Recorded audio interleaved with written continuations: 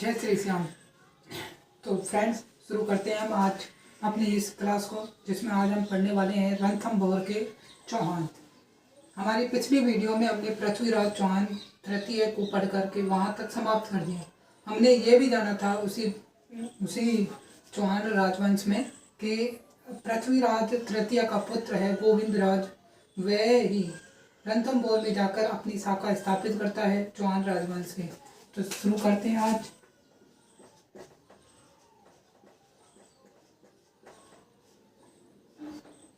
रणथंभौर के चौहान।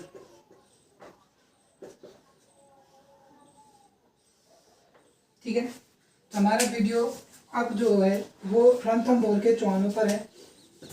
यदि हम पहले बात करते हैं इसमें, तो हमने जाना कुतुबुद्दीन ऐबक जो है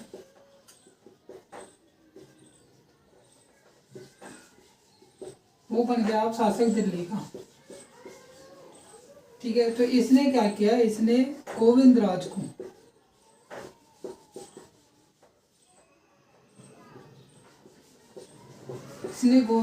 अजमेर में नियुक्त कर दिया। ठीक है, पृथ्वीराज थर्ड का जो पुत्र है गोविंदराज, उसको अजमेर में नियुक्त कर दिया। ठीक है, अब इस समय तुर्कों के विरुद्ध दो विद्रोह हुए। दो विद्रोह कौन कौन से हैं? ठीक है, पहला हुआ हासी में विद्रोह हुआ। हासी में कौन था? तो हासी के जटवान का विद्रोह हुआ। ठीक है, पहला हासी के जटवान का विद्रोह हुआ। ठीक है, सेकंड जो था वो पृथ्वीराज तृतीय का जो भाई था हरिराज का विद्रोह। ठीक है, हरिराज का विद्रोह ये भी हुआ। अब हुआ क्या कि हरिराज ने अपने अंतिम प्रयास कर लिए, तो उस पर जब लगा कि अब कुछ नहीं होना जाना है, तो उसने आत्मदाह कर ली। और अपनी चाचा की आत्मदाह से गोविंदराज इतना क्षुब्ध हो गया कि उसने अजमेर को छोड़ करके और ये चला गया रणथंभौर जाकर इसने एक नई ब्रांच स्थापित कर दी चौहानों की। ठीक है, तो चौहानों के रणथंभौर के जो चौहान हैं, उनकी यदि हम स्थापना की बात करें, उनकी स्थापना किसने की है? तो किसने की है? गोविंदराज ने। ठीक है, तो पहले हम इन चीज़ों को लिख लेते हैं, फिर हम बात करते हैं गोविंदराज की।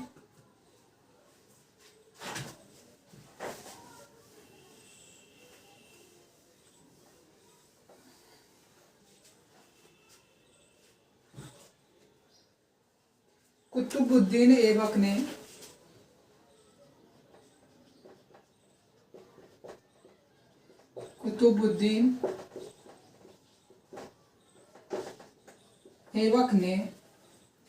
गोविंदराज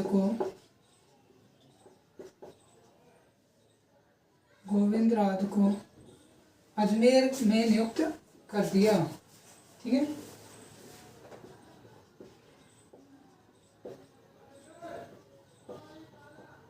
अजमेर में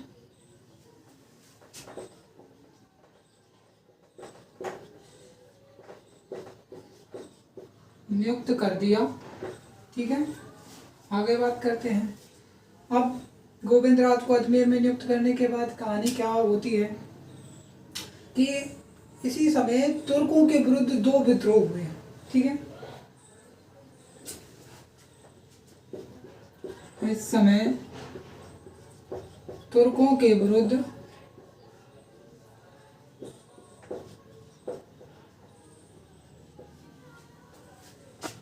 दो विद्रोह हुए।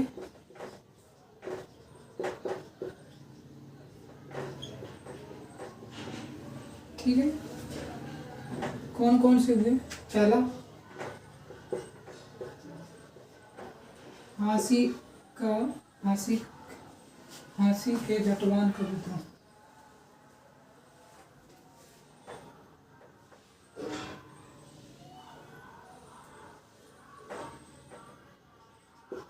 हासी के जटवान का विद्रोह, एक तो ये हो गया।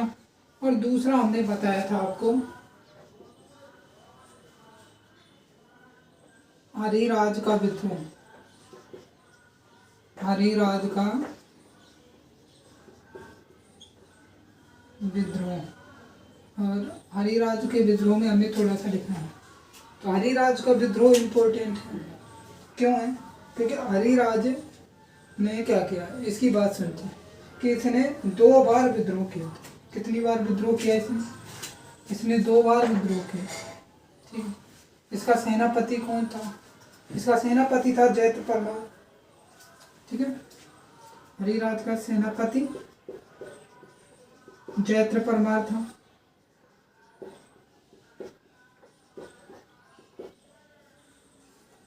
ठीक है। और इसने दुखी होकर के इसने आत्मदाह कर लिया था। तब ये हार गया तो संपूर्ण दुखी होकर के ये कुछ नहीं कर पा रहा था, तब इसने आत्मदाह कर लिया। तो लिखते हैं हम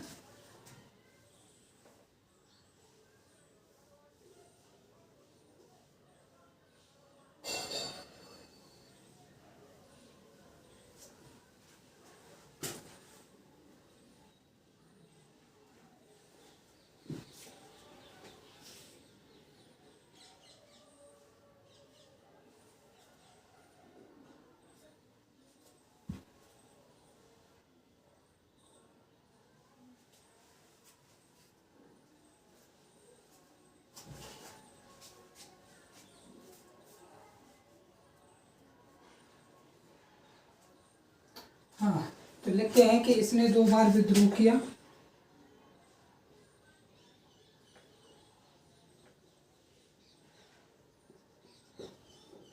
इसने 2 बार विद्रोह किया।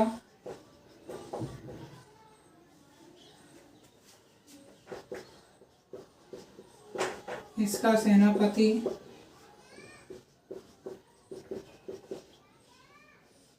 जैत्र परमार था।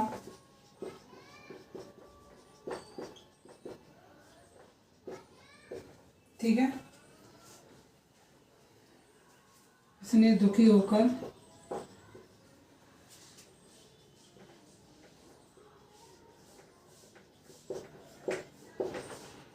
आत्मदाह कर लिया।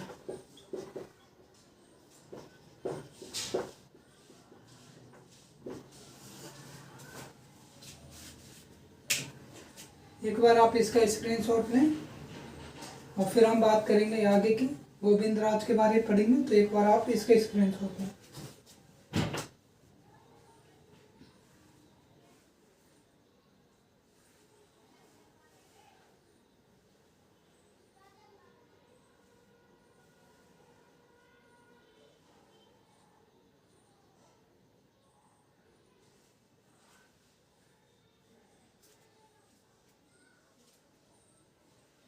ठीक है।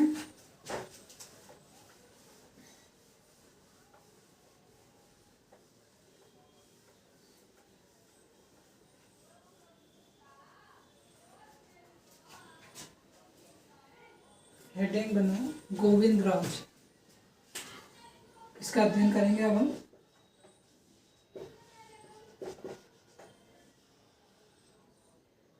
गोविंद राज का पहली चीज, गोविंद राज पृथ्वीराज III का पुत्र था। ठीक है।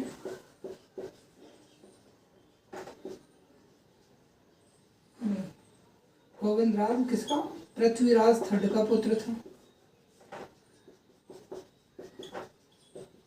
ठीक है।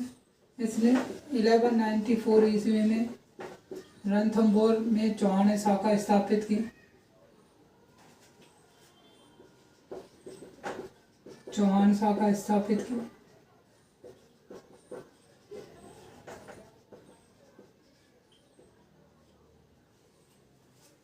ठीक है। यदि इसकी बात करें तो जैन आचार्य सिंहसेन सूरी जो था, कौन? सिंहसेन सूरी। जैन आचार्य सिंहसेन सूरी। तो यह इसे तीर्थंकर, जैन तीर्थकर मानता है। क्या मानता है? जैन तीर्थकर। इसके अनुसार ये कौन था? जैन तीर्थकर था। जैन तीर्थ था। ठीक है, इसने ठीक है किसको मानता है? रणथंभोर को। जैन तीर्थ किसे मानता है? रणथंभोर। तो यहाँ की खास बात, पृथ्वीराज फर्स्ट की रानी थी रखल देवी। रानी कौन थी? रखल देवी।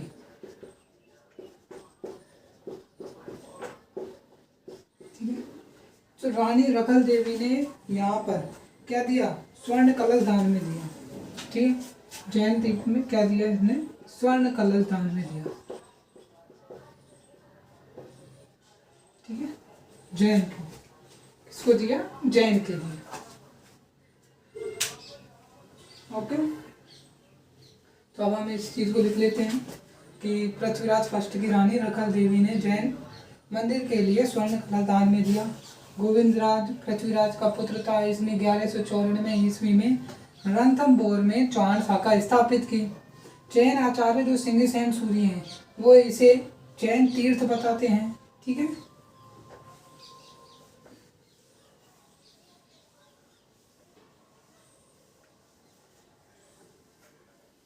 आगे लिखते हैं।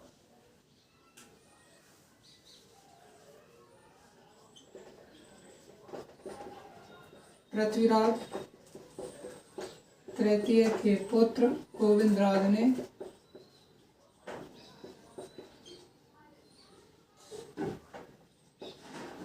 1194 ईस्वी में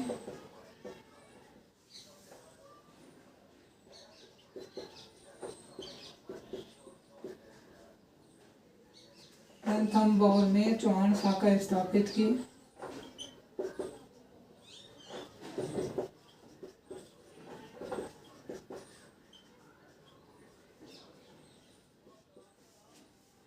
चौहान शाखा स्थापित की। जैन आचार्य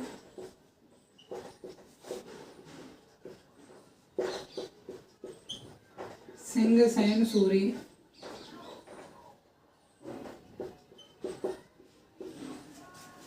इसे जैन तीर्थ बताते हैं। जैन तीर्थ के अनुसार यह जैन तीर्थ था। अच्छा,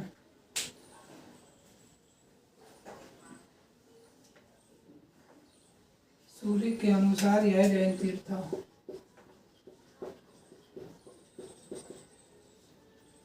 यह जैन तीर्थ था।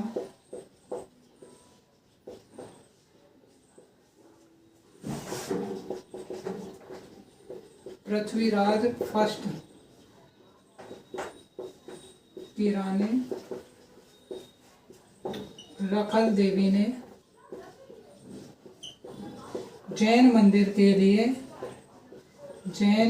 के लिए स्वर्ण कलश दान में दिया। स्वर्ण कलश दान में दिया। स्वर्ण कलश दान दिया। ठीक है, अब बात करते हैं यहाँ के शासकों की कि यहाँ कौन कौन से शासक हुए, कौन से नहीं हुए उनकी। तो हम एक एक करके उनकी चर्चा करेंगे। ठीक है, तो जैसे कि हमने पहला पढ़ा है गोविंदराज के बाद आता है बालहन। कौन है? बालहन। ठीक है, बालहन। अब बालहन के बारे में क्या है कि मंगलाना जो लेख है ये बताता है।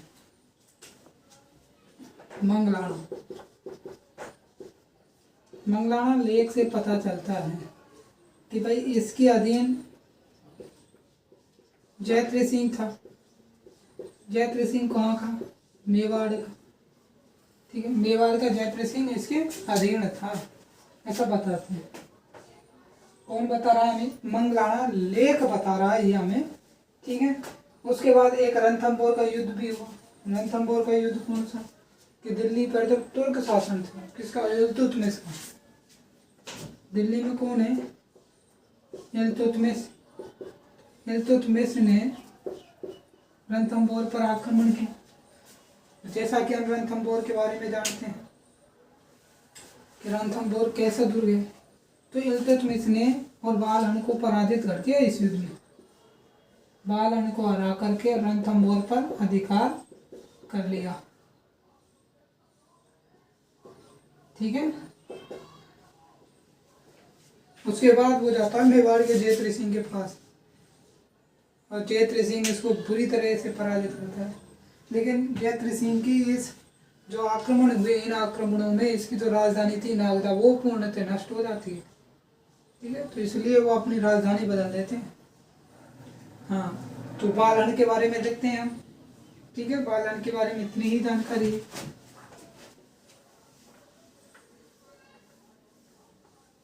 मंगलाना लेख से पता लगता है कि मंगलाना लेख से पता लगता है, मंगलाना लेख से पता लगता है कि मंगलाना लेख से पता लगता है कि मेवाड़ का जयद्रथ सिंह, मेवाड़ का जयद्रथ सिंह इसके अधीन था, इसके अधीन था। आगे रणथंभौर का युद्ध, रणथंभौर का युद्ध। अब रणथंभौर के युद्ध में क्या हुआ तो हम जानते हैं। दिल्ली के तुर्क शासक, दिल्ली के तुर्क शासक, दिल्ली के तुर्क शासक, तुर्क शासक कौन था? इल्तुतमिश। इल्तुतमिश ने बालहन को पराजित करके, बालहन को पराजित करके रणथंभौर पर अधिकार कर लिया। रणथंभौर पर अधिकार कर लिया, अधिकार कर लिया।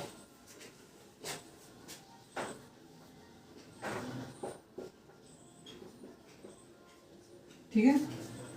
तो आप इसका एक बार स्क्रीनशॉट लें, फिर बात करते हैं इससे आगे की।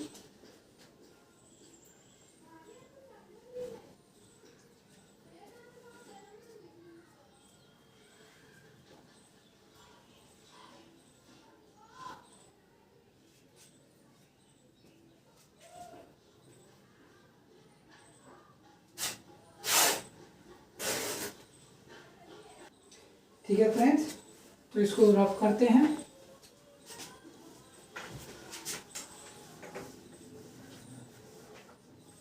अब बात करते हैं बालहन से आगे बढ़ने वाले जो शासक हैं। बालहन से आगे कौन बनेगा? तो बालहन के बाद बने थे प्रहलाद। बात करते हैं अब प्रहलाद।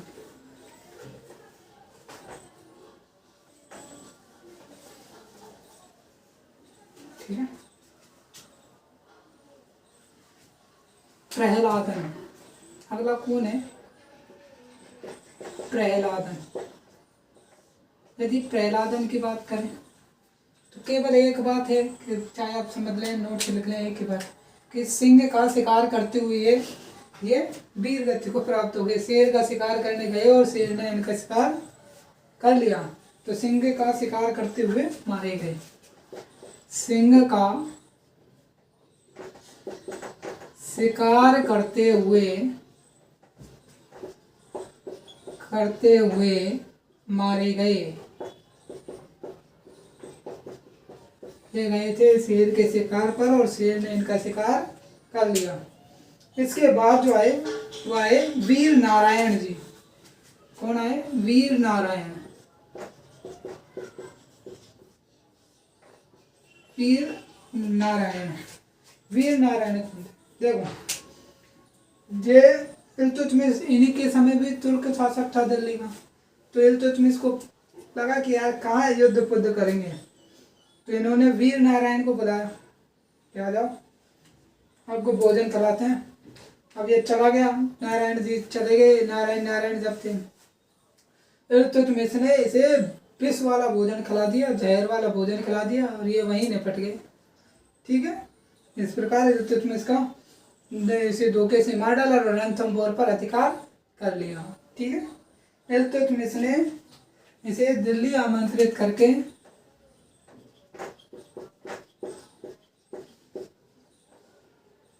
इल्तुतमिश ने इसे दिल्ली आमंत्रित करके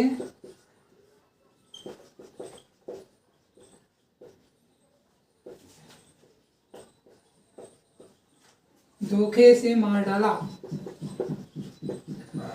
धोखे से मार डाला। ओके, अगले आते हैं बाघ भट्ट। इनके बाद कौन है? बाघ भट्ट।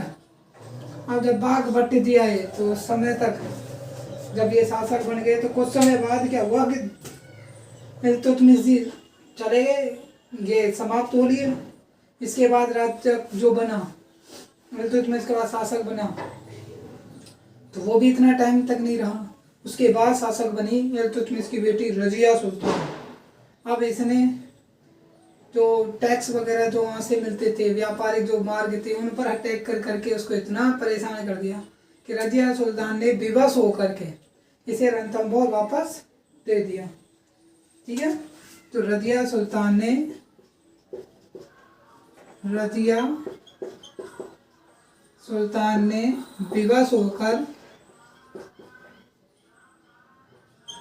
विवश होकर इसे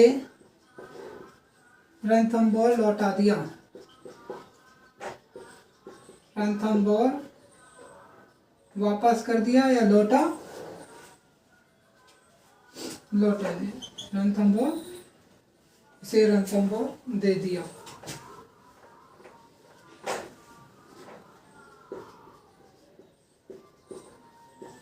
ठीक है, अब इसके बाद बनेगा, तो इसके बाद बनेगा जयद्रथ सिंह। ठीक है, अब ये जयद्रथ सिंह बात करते हैं हमीरदेव के पिता। अब बनेगा जयद्रथ सिंह।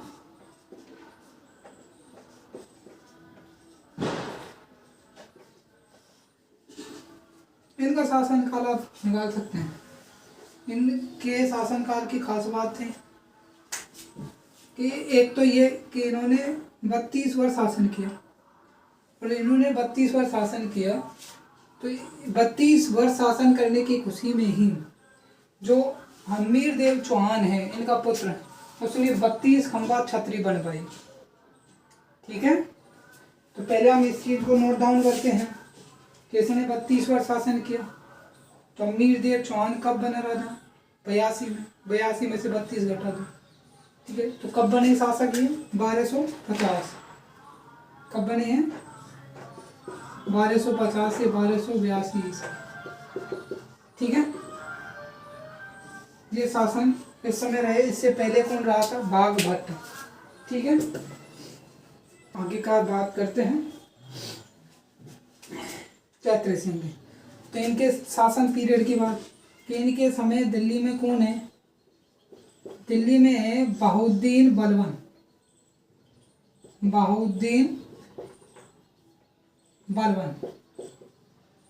ठीक है, तो बलबन इतना क्रूर था कि अपने परिवार जनों के प्रति भी वैसे ही था जैसे अन्य सभी के साथ।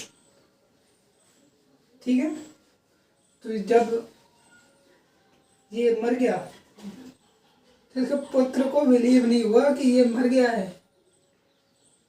तो इसके जो प्रपोत, वो कहते हैं ना पोता, उसके पोते को बनाया गया शासक। इसके पुत्र को तो बिलीव ही नहीं हुआ कि मर गया है, कि वैसे ही झूठ बोल रहा है। ठीक है, तो बहाउद्दीन बलबन इसके समय था।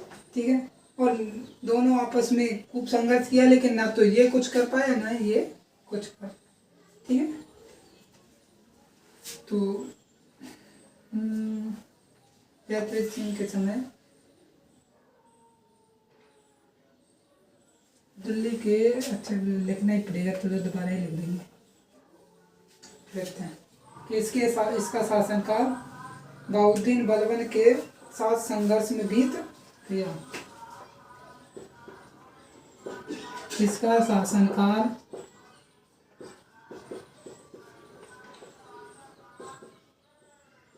बहाउद्दीन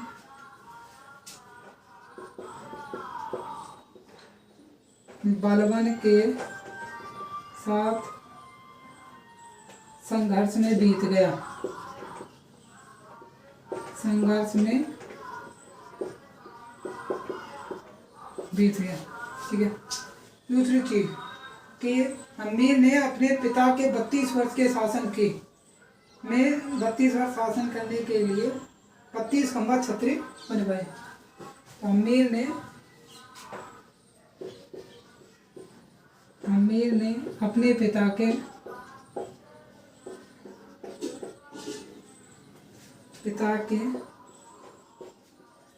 32 वर्ष शासन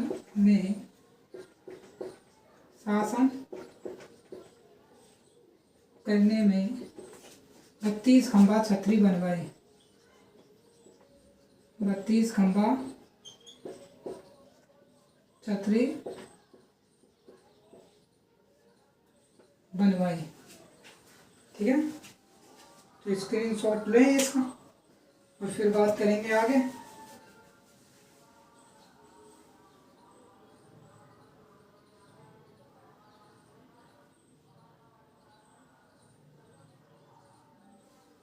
ओके, तो रब करते हैं इनको।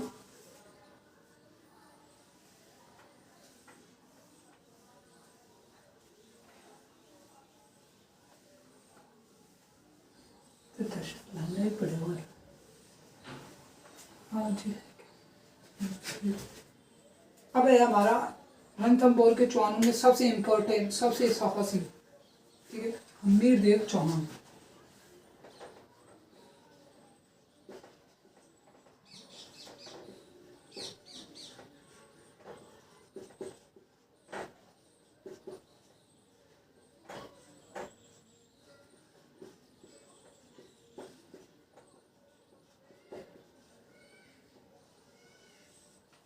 ठीक है, पहली चीज जानकारी के स्रोत। इसकी जानकारी किससे मिलती है हमें,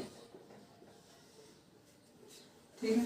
तो हमने जानकारी के स्रोत में पहले ही देख लिया है, वही कब आ जाएंगे। पहला है नयन चंद्र सूरी,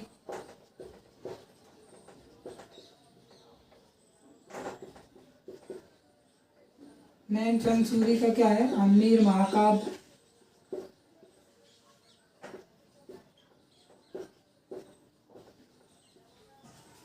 ठीक है। दूसरा है चंद्रशेखर का हमीर हाट।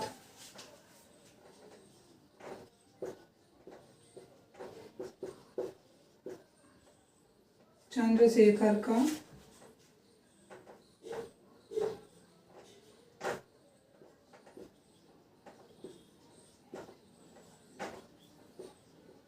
अमीर हट, ठीक है। सारंगधर जोधराज का अमीर रासो। जोधराज, ये दो व्यक्ति हैं, जोधराज और सारंगधर। सारंगधर ये क्या है, अमीर रासो।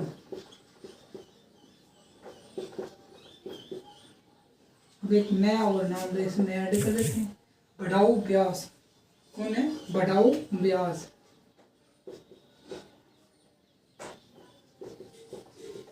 ठीक है। और बढ़ाऊ व्यास जी ने क्या लिखा, हम्मीरायण। क्या लिखा, हम्मीरायण। हम्मीरायण। तो इन सब से हमें अमीर के बारे में जानकारी पता लगती है, ठीक है। अब इसकी यदि बात करें तो इसके समय दिल्ली में कौन है, तो बलबन की मृत्यु हो गई, उसके बाद कुकस बना जो उसका पोता था, उसके बाद कैमर्स बना। तो ये जो 5 साल थे, ये 5 वर्ष दिल्ली सल्तनत के लिए अव्यवस्था में गुजरे और दिल्ली सल्तनत की अव्यवस्था का लाभ उठाया हम्मीर देव चौहान ने। ये बहुत महत्वाकांक्षी था। ऐसे बताइए इसके शासनकाल 19 वर्ष का है और इसने 17 युद्ध लड़े 19 वर्ष के शासनकाल। ठीक है, तो इतना तेजस्वशाली था। ठीक है, तो इसकी बात करें तो इसने उस व्यवस्था का लाभ उठाकर अपने क्षेत्र का विस्तार किया, अपने राज्य का विस्तार किया। इसने एक कोटि यज्ञ का आयोजन किया। कोटि यज्ञ जो ऐसा बताते हैं, कोटि यज्ञ जो है राष्ट्रीय यज्ञ के समान है। ठीक है, तो इसने ये कोटि यज्ञ किया। कोटि यज्ञ का मतलब भी यही है कि अपने राज्य का विस्तार करने के लिए किया गया। ठीक है, और खास बात इसकी सब जानते हैं, सिंह सवन वाली जो घटना है, सिंह सवन, सतपुरुष वचन, कदली फलई एक बार, तिरिया तेल प्रारंभी रहट चढ़े न दूजी बार। इसके बड़े फेमस रूप से इसके लिए यूज में लिया जाता है कि सिंह सवन, शेर जो है जब वो शिकार करता है, सोता है, उसकी गुर्राहट होती है और सज्जन पुरुषों के जो वचन होते हैं। इसके अलावा कि केले के जो बेल है उस पर एक ही बार केले का फल आता है, एक ही बार आता है फल। ठीक है, तो ये सब एक बार होता है। और जब स्त्रियों का विवाह होता है तो उस पर जो तेल चढ़ाया जाता है कि वो तेल, और हमीर ने अगर किसी बात की हट कर ली है तो वो हट दूसरी बार नहीं होती, वो एक ही बार के हैं सब। ठीक है, तो अब हम हमीर के बारे में लिख लेते हैं थोड़ा सा कि इसने दिल्ली सल्तनत की व्यवस्था का लाभ उठाकर राज्य का विस्तार कर लिया। इसने दिल्ली सल्तनत की अव्यवस्था का लाभ उठाकर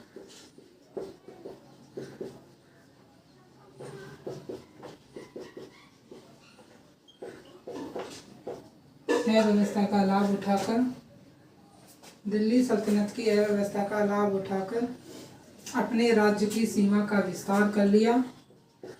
अपने राज्य की सीमा का विस्तार कर लिया।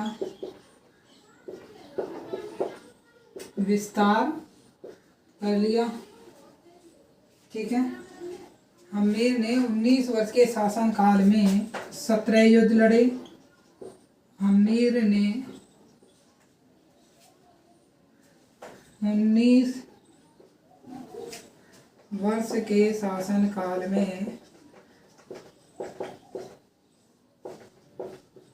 17 युद्ध लड़े।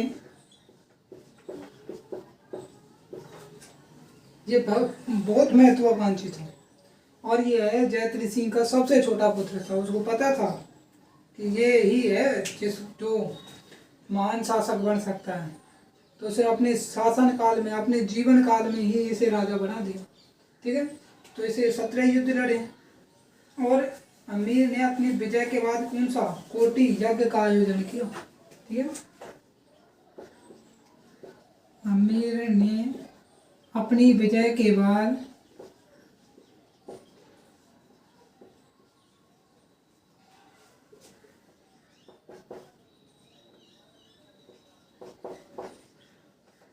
कोटि यज्ञ, राष्ट्रीय यज्ञ के समान का आयोजन किया।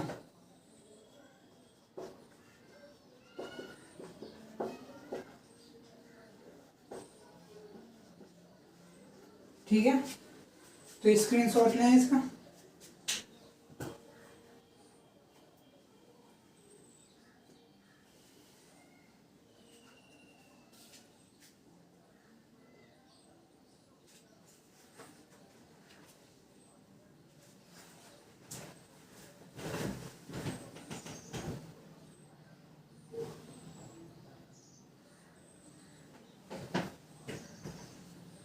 अपने तो रब करते हैं इसको।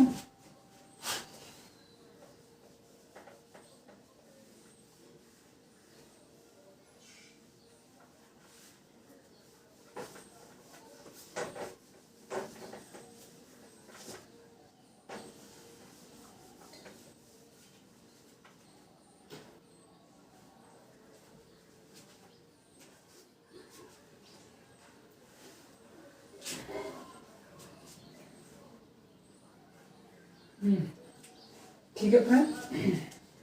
उसके बाद आप बात करते हैं हम जलालुद्दीन खिलजी के आक्रमण। तो इस फिर आगे बात करते हैं हम जलालुद्दीन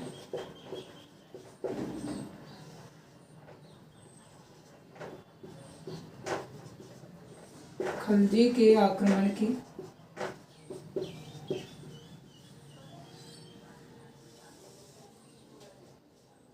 हमारे लिए खिलजी लिख रहे थे, इस वास्तव में ये खिलजी नहीं है, एनसीईआरटी में खिलजी हुए थे। अमीर खुसरो की पुस्तक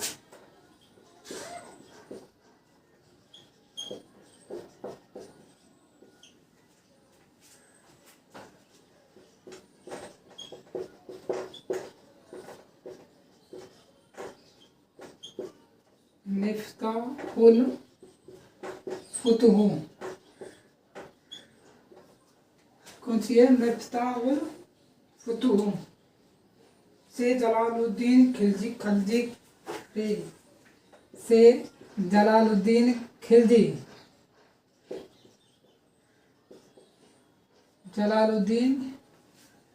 खिलजी देखो ये खिलजी नहीं है, खलजी है प्रॉपर, ठीक है। अब आपने खिलजी पढ़ा है इसलिए खिलजी पढ़ाना पड़ रहा है मेरे को भी। शुद्ध में ये क्या है? खलजी। तो जलालुद्दीन खलजी के आक्रमण की जानकारी मिलती है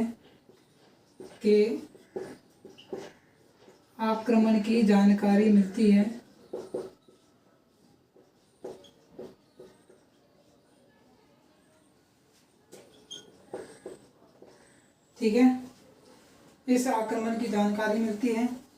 जलालुद्दीन खलजी का सेनापति अहमद चक था। जलालुद्दीन खलजी का सेनापति अहमद चक था, ठीक है। खिलजी तो दूं तुम्हारे लिए। उसके बाद होता है जायन का युद्ध, जायन या छानगढ़ दुर्ग। जायन या छानगढ़ दुर्ग पर आक्रमण।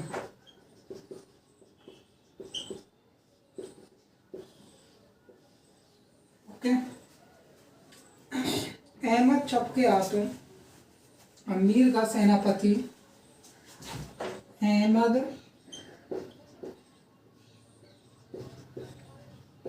चक के हाथों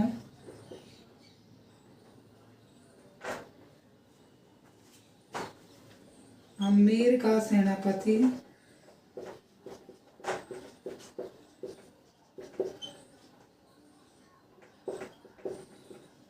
गुरदास सैनी मारा गया।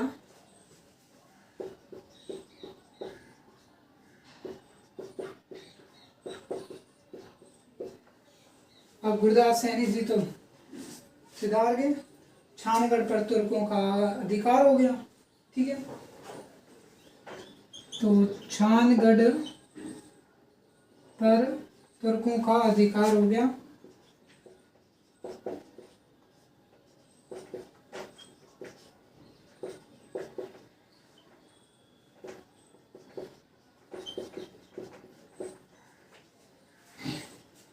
तुर्कों का अधिकार हो गया। अब तुर्क सेनाओं के लौटते ही अमीर ने छानगढ़ पर पुनः अधिकार कर लिया, ठीक है। तुर्क सेनाओं के लौटते ही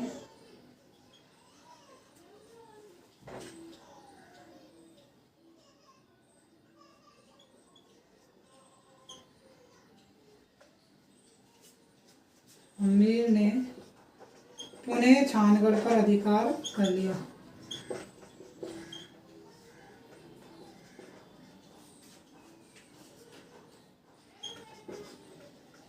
पुनः छानगढ़ पर अधिकार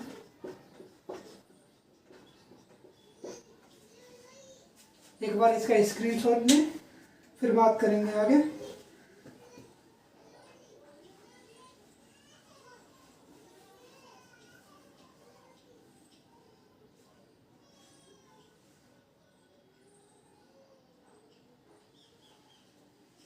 ठीक है,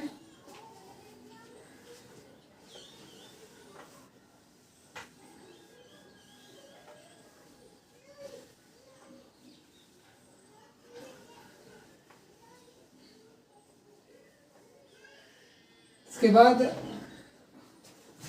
जो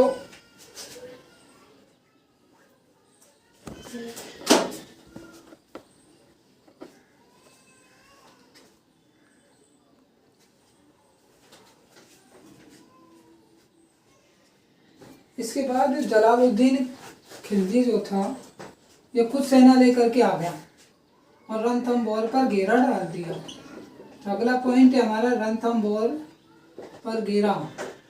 अब घेरा डाल दिया और ये खुद सेना लेकर के आ गया। तो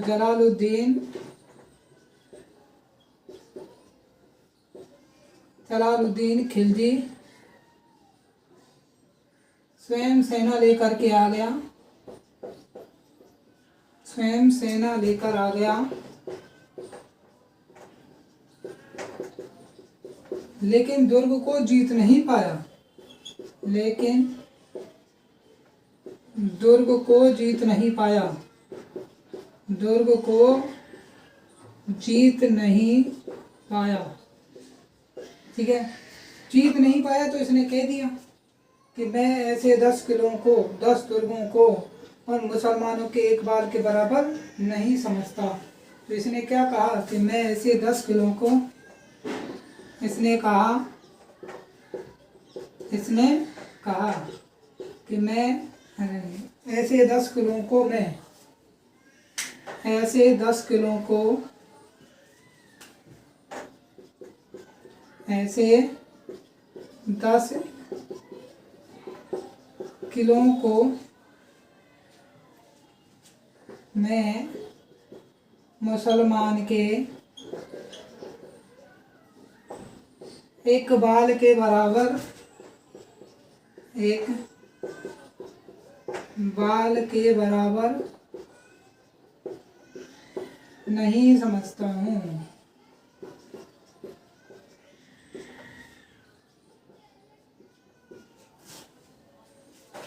ये बोल दिया और चला गया। तो वो कहानी सुनी होगी हो तुमने सबने कि अंगूर खट्टे हैं, तो वही कहानी है कि अंगूर हाथ नहीं आएंगे तो अंगूर खट्टे हैं। तो ऐसे ये बोल करके और चला गया। एक बार आप इसका स्क्रीनशॉट लें।